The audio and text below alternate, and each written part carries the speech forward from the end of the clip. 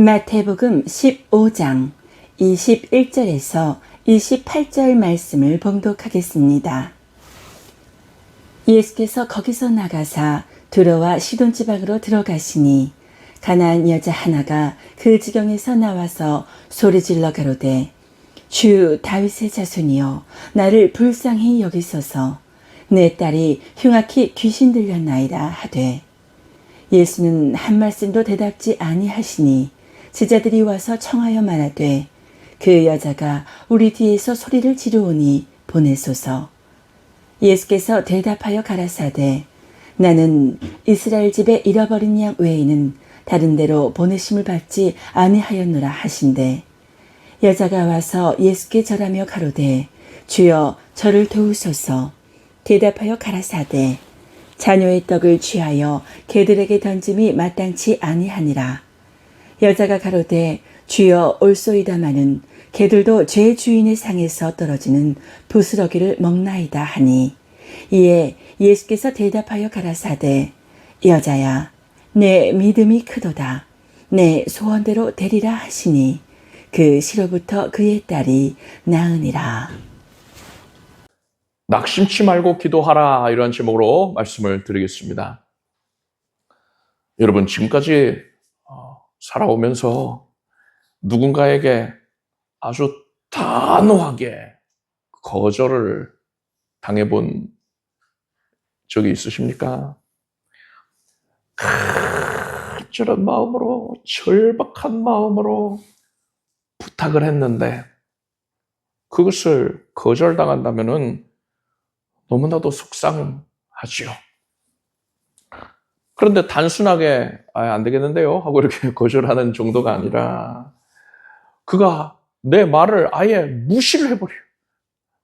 내가 큰 용기 내서 정중하게 조심스럽게 얘기를 했는데 아예 그냥 듣지도 않는다면은 모른 채 등을 돌려버린다면은 어떻겠습니까? 또 자존심을 상할 정도로 자존심을 짓밟는 그런 모욕적인 말까지 듣는다면 어떨까요?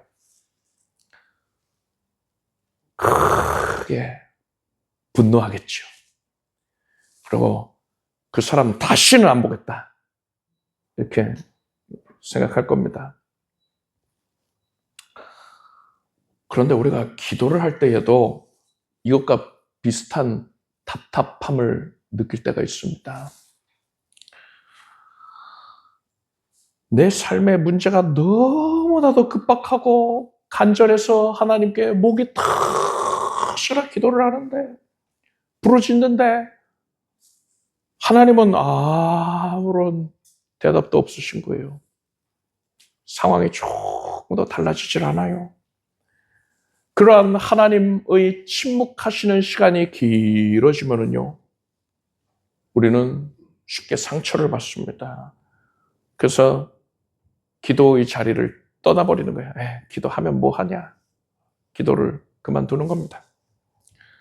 그런데요, 오늘 우리가 읽은 이 본문 말씀에는 참으로 기이한 모습을 보이는 여인이 있어요.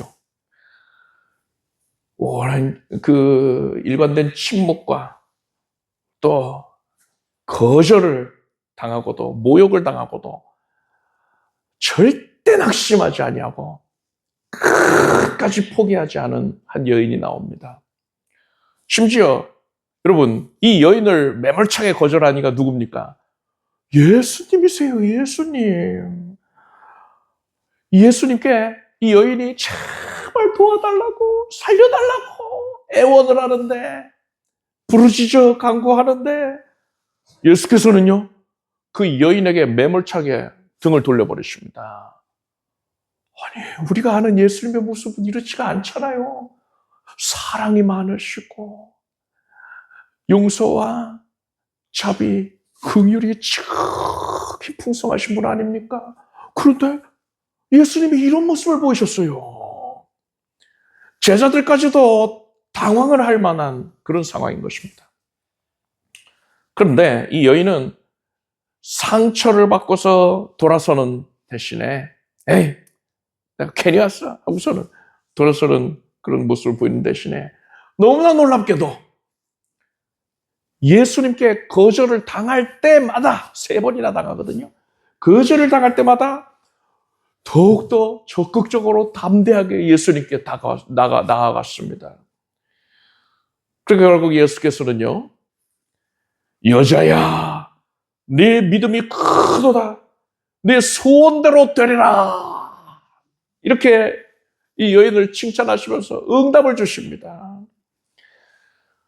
도대체 이 여인은 어떻게 낙담하지 아니하고 예수께 나아갈 수 있었던 겁니까? 어떻게 해서 이 예수님을 감동을 시켜드릴 수가 있었던 것입니까? 그것에 대해서 오늘 살펴보겠습니다. 예수님께서 이스라엘의 북쪽 너머에 이방 지역인 두로와 시돈을 방문하신 적이 있습니다. 거기서 한 가나안 여인이 예수님을 찾아왔어요. 아마도 예수께서 너무나도 분주하게 이스라엘 지역에서 사역을 하신 후에 휴식을 위해서 이방 지역으로 가셨던 것 같아요. 예수님을 아는 사람들이 적은 그 지역으로 가셔서 뭐 찾아오는 사람들이 있었겠지만은 그래도 이스라엘 지역만큼 그렇게 분주하진 않았을 겁니다. 아마 그런 의도에서 가신 게 아니냐 추측이 됩니다. 그런데 거기에 한 여인이 예수님을 찾아온 거예요. 유대인들은요, 이방인들과의 교제를 꺼립니다. 그리고 가나안 사람이라면은 극도로 꺼리지요. 그리고 당시의 시대적인 그런 분위기가, 사회 분위기가 여성이 낯선 남성에게 공개적으로 말을 거는 것은 절대적으로 금기시되어 왔습니다. 그런데 이 여인은 이런 두 가지 사회적인 장벽을 모두 다 무시하고서 예수님께 찾아온 거예요. 예수님께 나온 겁니다. 이 여인이 예수께 나온 이유는 그녀의 딸 때문이었습니다. 여인은 내 딸이 흉악히 귀신 들려나이다 라고 외쳤어요. 여인의 딸은 단순히 몸이 아픈 게 아니었어요. 여러분, 성경에 귀신 들린 자들에 대한 묘사들이, 복음서 보면 귀신 들린 자들이 어떤 모습을 보이는지 나오지 않습니까? 굉장히 흉악해져가지고서는 사람들에게 큰 해를 끼치고, 사람들이 질겁할 만큼 그런 흉포한 모습을 나타낸단 말이죠. 온갖 하나님을 대적하는 말을 쏟아내고 사람들을 괴롭게 하는 말을 쏟아내고 물리적으로도 괴롭게 하고 한단 말입니다. 이 딸이 그랬을 거예요. 옆에 있는 사람이 견디기 힘들 정도로 온갖 흉악하고 또 온갖 추악한 죄를 탐닉하는 그런 모습을 보였을 겁니다.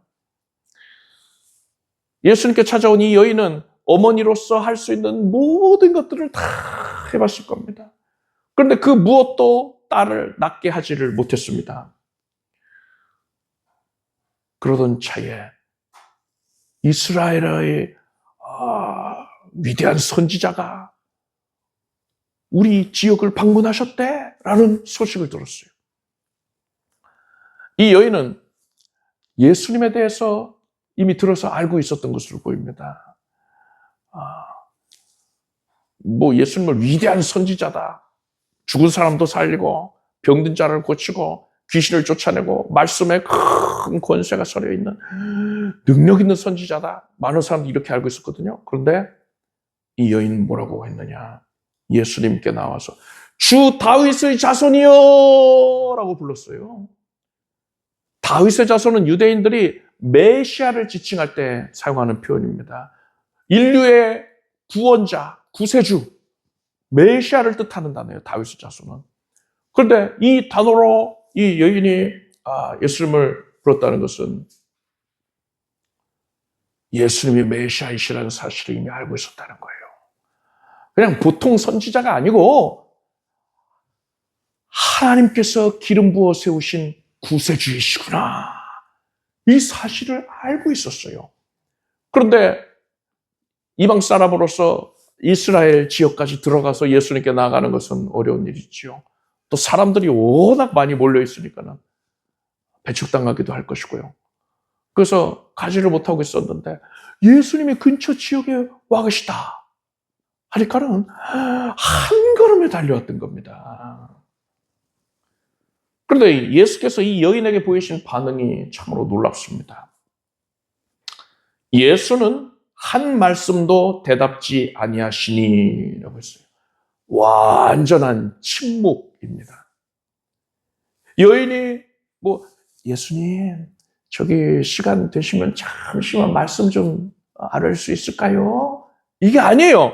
이런 모습이 아니고 여인이 예수님 가시는 길에 뒤 따라가면서 소리를 지르고 있습니다. 예수님 제발 도와주십시오. 주 다윗의 자손이 하면서 부르짖고 있어요. 근데 예수님께서 못 들은 척 돌아보지도 않으시는 거예요. 매몰차게 무시를 하시는 겁니다. 조금이라도 좀 반응을 하시면 좋겠는데 아예 그냥 없는 사람 취급을 해버리시는 거예요. 그런데도 이 여인이 멈추지를 않습니다. 예수님을 계속 따라가면서 외칩니다. 그 소리가 얼마나 컸던지 제자들이요, 예수님과 함께하고 있던 제자들이 견디지 못할 정도였어요. 그래서 제자들이 예수님께 요청을 합니다. 그 여자가 우리 뒤에서 소리를 지르오니 보내소서 했어요. 예수님, 그 여인의 그 사정 좀 들어보시고 응답을 해주시면 안 될까요? 너무 시끄러워서 우리가 괴로울 정도입니다. 이런 말이에요. 제자들의 이런 요청에 예수께서 뭐라고 하셨느냐? 나는 이스라엘 집의 잃어버린 양 외에는 다른 데로 보내심을 받지 아니하였노라 하셨어요. 나는 이스라엘을 위하여서 지금 사역을 하는 중이다. 이방인에게는 관심 없다. 이 얘기거든요. 근데 이 말씀을 예수께서 제자들에게 실은 나는 이스라엘의 잃어버린 양에게만 보냄을 받았어. 그 외에 다른 데로는 내가 관심을 갖지 않고 있어. 이렇게 속닥속닥 하셨겠습니까? 아니죠. 예수께서 이 여인 들으라는 듯이 나는 이스라엘 집에 잃어버린 양 외에는 다른 데로 보냄을 받지 아니하였다. 하신 거예요. 나는 이방인 너에게 관심 없어. 말씀이에요. 예수께서 두 번째로 거절을 하신 겁니다. 그런데 이 말씀을 들은 여인이 그래도 물러서지를 않는 거예요. 이번에는 예수님 뒤따라가는 정도가 아니라 예수님보다 앞에 가가지고 엎드려가지고 무릎을 꿇고서 절을 합니다. 주여 저를 도우소서. 이에 대한 예수님의 반응이 충격적입니다. 예수께서는 자녀의 떡을 취하여 개들에게 던짐이 마땅치 아니하니라 하셨습니다. 예수께서 여인에게 내가 상황이 안 되니까 도와주지 못하겠다 이렇게 거절하신 정도가 아니고요. 이렇게 세 번째로 거절하시면서 이 여인을 개에 비유하시기까지 했습니다.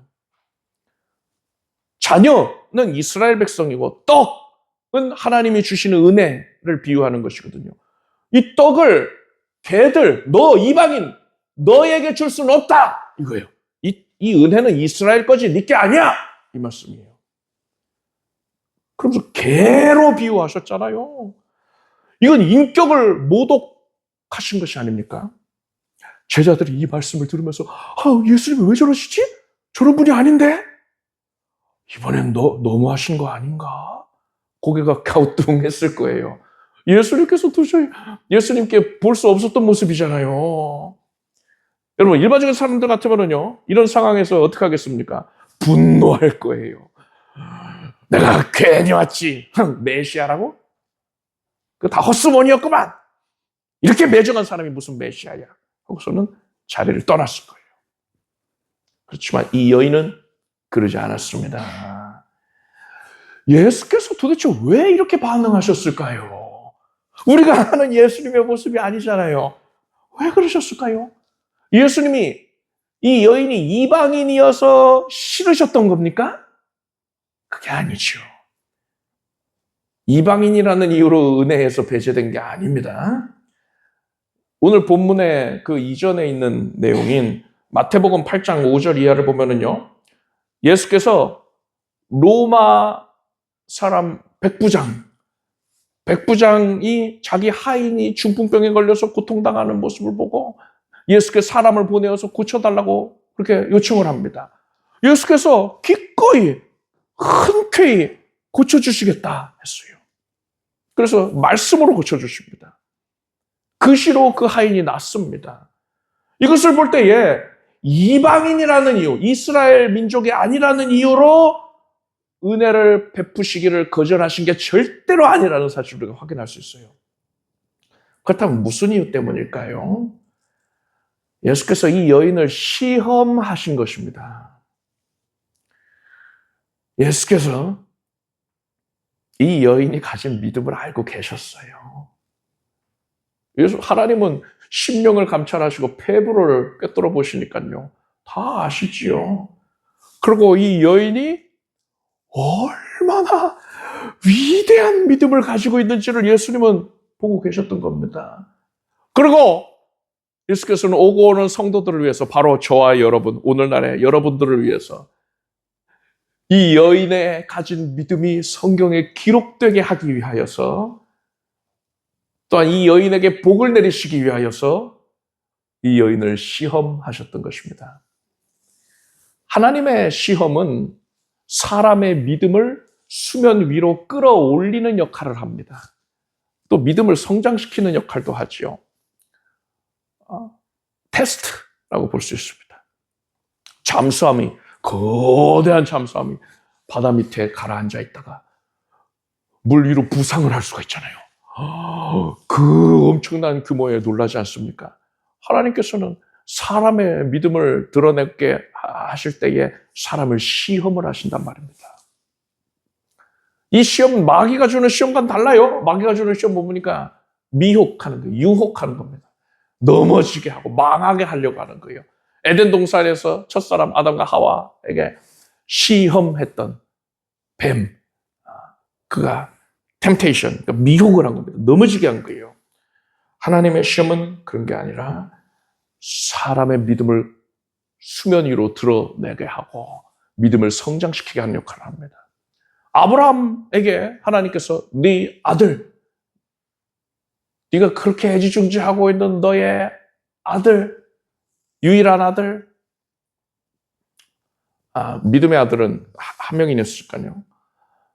독자 이삭을 번제로 바치라 하셨습니다. 번제가 뭡니까? 토막 내가지고선 불태워버리는 거예요. 아니, 사람을 번제로 바치라는 것도 받아들이기 힘든데, 네가 그토록 애지중지하는 너의 독자 이삭을 바쳐라 이러시는 겁니다. 이해가 안 되죠. 시험하시는 거예요. 아브라함이 이삭을 바치겠습니다 하고서는 번제단 위에 올려놓고 칼로 내리치려고 할 때에 아브라함아 이삭에게 손대지 말아라 하시고서는 아브라함에게 합격증을 주시는 거예요. 아브라함이 복을 받습니다. 여러분, 하나님께서 이렇듯 아브라함의 복을 주시려고, 아브라함의 믿음을 드러내 보이시려고 시험을 하셨어요. 그것과 정확하게 동일한 맥락으로 예수께서는 이 여인을 지금 시험하고 계시는 것이란 말입니다. 예수께서 이 여인에게 이렇게 묻고 계시는 거예요. 너는 내가 누구라고 생각하느냐? 너는 내가 너의 요청에 침묵을 하는데도, 내가 거절을 하는데도, 그리고 내가 너에게 모욕적인 말을 한다고 하더라도 그래도 너는 나를 믿겠느냐? 이렇게 시험하고 계시는 거예요. 예수님의 이러한 물음에 이제 여인이 대답을 할 차례가 되는 겁니다. 예수께서 자녀의 떡을 취하여 개들에게 던짐이 마땅치 아니하니라 하셨거든요. 그러자 여인이 이렇게 대답을 합니다. 주여, 올소이다마는 개들도 제 주인의 상에서 떨어지는 부스러기를 먹나이다 했어요. 여인의 이 대답 가운데에 여인이 가지고 있는 믿음이 드러납니다. 드디어 이제 수면 위로 그의 어마어마한 믿음이 이제 드러났어요. 우리는 이 대답을 통해서 여인이 가지고 있었던 믿음 두 가지를 확인할 수가 있습니다. 첫째는 예수님은 전능하시다 라는 믿음입니다. 여인이 올소이다마는 개들도 부스러기를 먹습니다 했잖아요. 이 말 안에는 이런 확신이 있는 거예요. 예수님이 원하시면은 빵 부스러기만큼 아주 작은 은혜만 예수께서 베푸신다 하더라도 내가 그 은혜만 받으면 내 딸이 고침 받겠습니다 이거예요. 어마어마한 것을 예수께서 공급해 주셔야지만 되는 게 아니고, 뭐 세상의 의원들은 네 딸을 고치려면은 뭐 네 전 재산을 다 들여서 어떤 약초를 어디서 뭘 가져다가 해야 된다 이런 식으로 말을 할 거란 말입니다. 그런데 예수님이 전능하시기 때문에 예수께서 아주 작은 은혜만 베푸신다 하더라도 내 딸은 반드시 고침을 받습니다. 이런 확실한 믿음이 있었던 거예요. 예수께서 3번씩이나 거절을 하시는데도 불구하고 여인은 아유 그럼 그렇지 내 딸을 고치지 못하겠으니까 저러는 거 아니야? 의심 안 했어요. 예수님의 능력에 대해서 조금도 그 믿음이 흔들리질 않았단 말입니다. 이 여인이 가졌던 두 번째 믿음은 무엇이냐? 예수께서 나에게도 은혜를 베풀어 주신다라는 믿음이에요. 개들도 제 주인의 상에서 떨어지는 부스러기를 먹나이다 했잖아요. 예수께서 앞서 뭐라고 하셨습니까? 떡을 취하여, 자녀의 떡을 취하여 개들에게 던짐이 마땅치가 않다 했어요. 여기서 자녀는 이스라엘 백성이고 떡은 은혜, 하나님의 은혜고 개들은 이 여인, 이방인을 뜻하거든요. 이게 비유로 말씀하신 겁니다. 이 여인도 비유로 화답합니다. 개들도 제 주인의 상에서 떨어지는 부스러기를 먹나이다. 여기서 주인은 누굽니까? 예수님이시고요. 개는 누굽니까? 나예요, 나. 자기 자신을 가리킨 겁니다. 부스러기 뭐예요? 은혜지요, 은혜. 자, 여인은 예수님을 주인이라고 부르면서 자신은 예수님 개라고 하셨나요? 나 개 맞아요, 개 맞아요. 그런데 어디 들에 다니는 주인 없는 개가 아니고 나는 주인에게 속한 주인의 개예요. 나 예수님의 개예요. 예수님에게만 속할 수 있다면 난 뭐가 돼도 좋아요. 이렇게 자기 자존심을 완전히 내려놓고 예수님이 나의 주인이심을 고백을 했던 것입니다. 체면이야 어찌 돼도 상관없어요. 그게 뭐가 중요해요? 예수님의 소유가 되는 게 중요한 겁니다. 그런데 여러분, 개는요 주인의 식탁에 앉을 자격이 없지요. 뭐 모르겠어요. 오늘날에는 개를 키우시는 분들이 뭐 식탁에서 밥 먹이는지 모르겠는데, 여하간에 이 고대 시대에는요 개는 바닥에서 먹는 거죠. 뭐 개집이라든가 뭐 그런 데서 이제 먹는 거고, 식탁은 주인이 먹는 곳입니다. 그런데 주인이 개가 식탁에서 함께 밥을 먹지 않는다고 해서 개를 굶기지 않아요. 주인이 개를 책임집니다. 개에게 반드시 먹을 걸 줘요. 뭐 하다못해 부스러기라도 떨어뜨려 가지고서는 먹게끔 한단 말입니다. 그래서 여인은 지금 이렇게 고백하고 있는 거예요. 주님, 저는 주인의 식탁에 앉을 자격이 없어요. 저는 예수님께 은혜 달라고 요구할 어떤 공로도 어떤 행함도 나는 한 게 없습니다. 내가 내세울 게 아무것도 없어요. 내가 그걸 압니다. 그걸 인정합니다.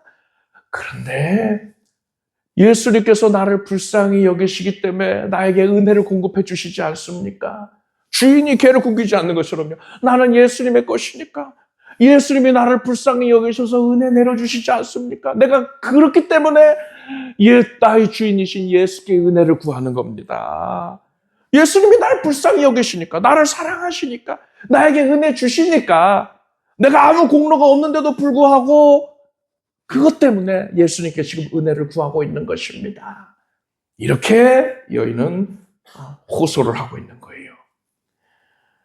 여러분, 사람이 자기의 공로를, 자기 행위를 자랑을 하면서 내가 이런 자격이 있으니까 나에게 은혜를 주시오. 하나님한테 이러면 은혜 받겠어요? 하나님이 그 사람은 은혜에서 배제를 시켜버립니다.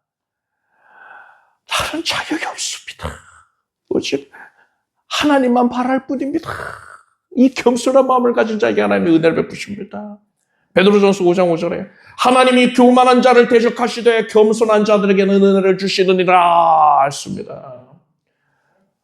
지금 오늘 본문의 이 가나안 여인, 이 여인의 마음 상태가 바로 하나님께 은혜를 받기에 합당한 상태가 아닙니까? 여인이 이런 믿음을 고백했던 거예요.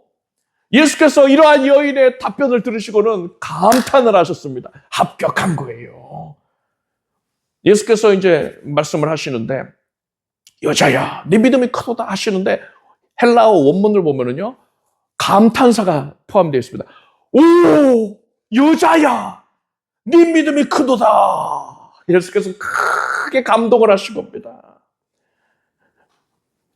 예수께서는 네 손내로 데리라 선포하셨고, 그 시로 그 여인의 딸이 나음을 받았습니다. 귀신이 쫓겨나갔어요. 여러분, 오래도록 간절하게 기도하는 제목이 있습니까? 몇 주 동안 기도했는데, 몇 달 동안 기도했는데, 몇 년째 기도하고 있었는데 아직 응답이 없습니까? 하나님이 침묵하고 계십니까? 그렇다면요, 여러분, 먼저 한 가지를 돌아봐야 돼요. 야고보서 4장 3절에 이렇게 말씀합니다. 구하여도 받지 못하면 정욕으로 쓰려고 잘못 구함이니라 했습니다. 내가 무엇 때문에 그 기도를 하나님 앞에 간절히 하고 있는지 그 동기를 돌아봐야 돼요. 하나님 앞에 내가 거짓으로 나아갈 수가 없잖아요. 하나님 다 아시는데 솔직하게 돌아봐야 됩니다. 하나님의 영광을 위해서 이것을 이루어 주소서 내가 이렇게 기도를 하면서도 실상은 내 즐거움, 내 유익, 나의 그런 세속적인 관심을 충족하려고, 욕구를 충족하려고 그것을 위해서 기도하고 있었던 건 아닌가 돌아봐야 돼요. 만약에 그렇다면요, 그 기도는 내려놓아야 됩니다. 하나님께서 응답을 안 해주시는 게 아니라 그것은 애초에 응답받을 그런 성질의 것이 아니에요. 그런데 여러분, 똑같은 기도를 한다 하더라도요, 그 내면의 동기가 달라진다면 전혀 하나님께서 원하시는 바대로 먼저 그의 나라와 의를 구하라. 그래야 이 모든 것을 너에게 더하시리라 하셨거든요. 내가 나의 유익, 나의 욕심 채우던 것, 이걸 위해 기도하는 게 아니라 하나님이 너무나 감사해서 하나님을 기쁘시게 해드리기 위해서, 하나님의 영광을 위해서 내가 이것을 구할 때에 하나님이 그것을 기쁘게 들으시는 거예요. 내가 어떤 위협에, 고난에, 어려움 가운데에 처하여 있는데 하나님, 내가 이 상황에서 벗어나서 하나님을 성실하게 잘 섬길 수 있게 해주십시오. 이렇게 하나님을 잘 섬기기 위해서 이런 위기 상황 가운데서 벗어나게 해달라, 구원해달라, 구원의 손길을 내밀어달라, 이런 요청 하나님이 당연히 기쁘게 들어주시는 겁니다. 우리가 앞에서 얘기한 대로 그 어떤 세속적인 욕심을 추구하기 위해서, 그것을 충족하기 위해서 하나님께 하나님의 영광을 위해서 들으소서 하는 거는요, 응답 못 받고요. 그게 아니라 하나님의 영광을 위해 진정으로 솔직한 마음이, 정말 하나님을 기쁘시게 해드리고자 하는 마음에서, 하나님을 성실하게 잘 섬기고자 하는 마음에서 내가 간구를 올리고 있는 기도, 이 기도가 여러분 하나님께서 그 가운데 침묵하고 계시다면요, 절대로 낙담할 게 없습니다. 그런 경우라면은 하나님께서 응답을 거절하신 게 아니란 말이에요. 하나님께서는 오늘 본문의 가나안 여인에게 그러셨듯이 우리를 시험하고 계시는 거예요. 과연 우리의 그 수면 아래에 있는 믿음, 그것이 어느 정도냐? 이것을 확인하시기 위해서 그 믿음이 떠오르게 하시는 겁니다. 믿음 성장을 요구하시고 그것을 드러내기를 원하시는 거예요. 예수께서 가나안 여인에게 3번씩이나 매몰차게 거절을 하셨는데 그럼에도 불구하고 이 여인은 낙담하지를 않았습니다. 더 적극적으로 예수께 나아갈 수가 있었죠. 왜요? 이 여인에게는 2가지 큰 믿음이 있었기 때문이었습니다. 예수께서 그 믿음을 보시고서 또 그런 시험을 하신 것이기도 하죠. 첫째는 예수께서 하실 수 있다라는 믿음이었습니다. 둘째는 예수님은 나에게 은혜를 베풀어 주신다라는 믿음이었습니다. 여인은 이 2가지 믿음을 확신에 차서 소유하고 있었어요. 그래서 예수께 포기하지 않고 간절하게 부르짖을 수 있었고 낙담하지 않고 물러나지 아니하고 예수께 더 가까이 나아갈 수 있었고요. 그래서 그 기도의 응답을 받은 겁니다. 여러분, 간절한 기도 제목, 오래도록 응답받지 못한 기도 제목 있다면요. 오늘 본문에서 가나안 여인이 보인 믿음을 이제 여러분의 것으로 삼기를 바랍니다. 그렇게 하라고 예수님께서 가나안 여인의 믿음이 오늘 본문에 기록되게 하신 거예요. 바로 여러분을 위해서 이 가나안 여인의 믿음이 기록되게 하기 위해서 예수께서 여인에게 시험을 하신 겁니다. 매몰차게 대하시고 예수님답지 않은 모습으로 그렇게 매정한 모습을 일부러 보이신 것이에요. 여러분, 예수님은 전능하십니다. 우리가 아무리 큰 문제를 겪고 있다 하더라도 하나님의 능력이 모든 것을 압도하고도 남음이 있습니다. 예수께서 아주 작은 것만 베푸신다 하더라도 우리의 모든 문제는 사라지게 되는 것입니다. 문제가 많아요. 축복이 되는 것입니다. 빵부스러기 하나만 아니라도 예수께서 아주 작은 것만 베푸셔도 내 문제는 다 해소가 된다. 이 믿음을 가지십시오. 그리고 예수님은 여러분을 사랑하십니다. 예수께서 여러분을 향해서 침묵하고 계시는 것처럼 느껴지는 그 순간에도요. 예수님의 사랑은 변함이 없어요. 하나님은 어제나 오늘이나 영원토록 동일하십니다. 사람이 누군가를 사랑하는 마음은 뜨거워졌다가 또 식어지기도 하고 하지만 하나님은 변함이 없으세요.